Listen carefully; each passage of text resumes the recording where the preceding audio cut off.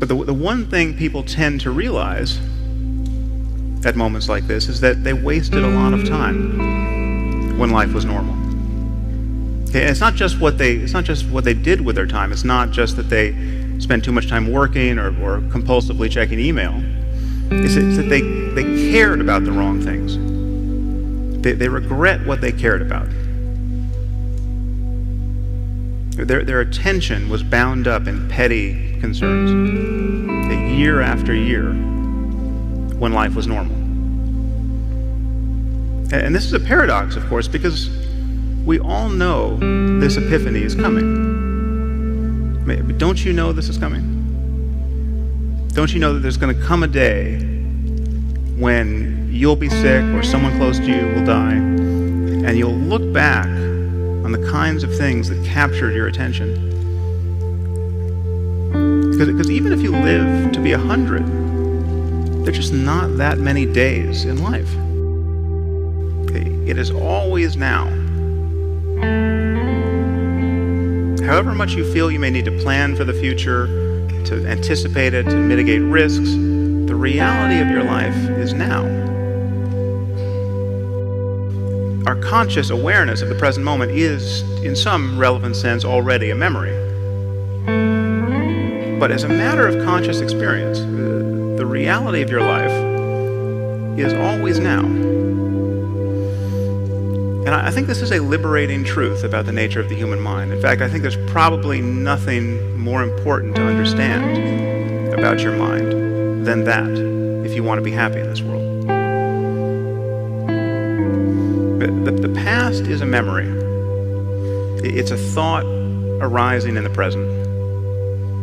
The future is merely anticipated. It is another thought arising now.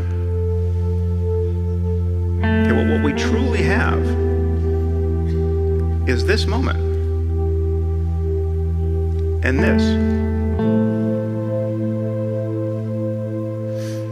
And we spend most of our lives forgetting this truth, repudiating it, fleeing it, overlooking it. And the horror is that we succeed.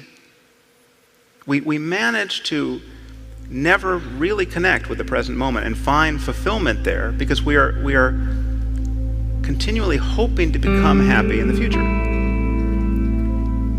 And the future never arrives. Now, even when we think we're in the present moment, we're in very subtle ways always looking over its shoulder, anticipating what's coming next. We are always solving a problem.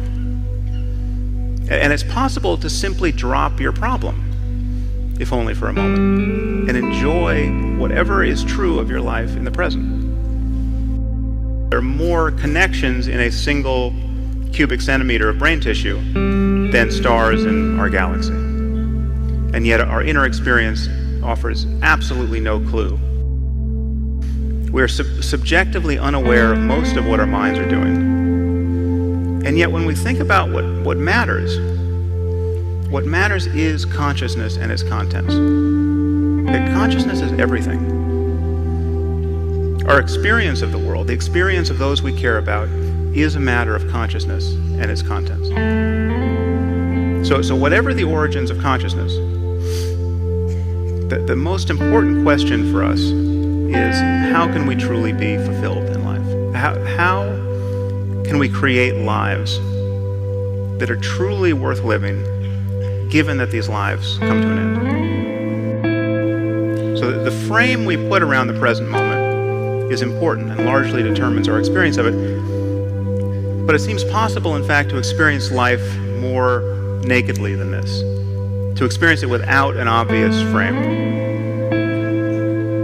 To pay attention to the present moment closely enough so that you're not doing anything to it. Now, you might feel that your consciousness is in your head or behind your face. But as a matter of experience, these are just more sensations arising in consciousness. The only evidence of your face and head is as sensation arising in consciousness at this moment.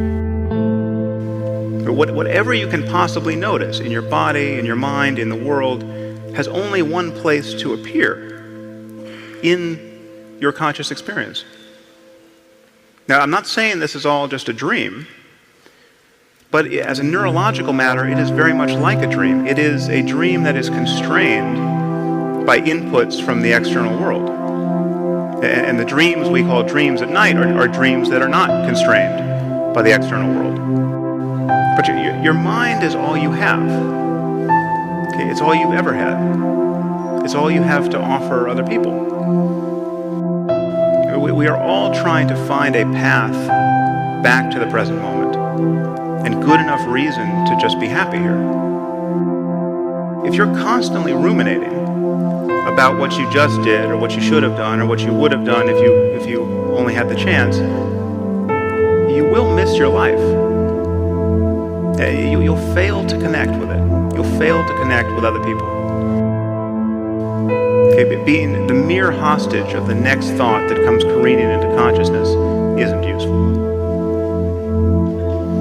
So if there's an antidote to the fear of death and the experience of loss that's compatible with reason, I think it's to be found here. The purpose of life is pretty obvious. We are constantly. I mean, why do we create culture and form relationships beyond matters of mere survival? We are constantly trying to create and repair a world that our minds want to be in.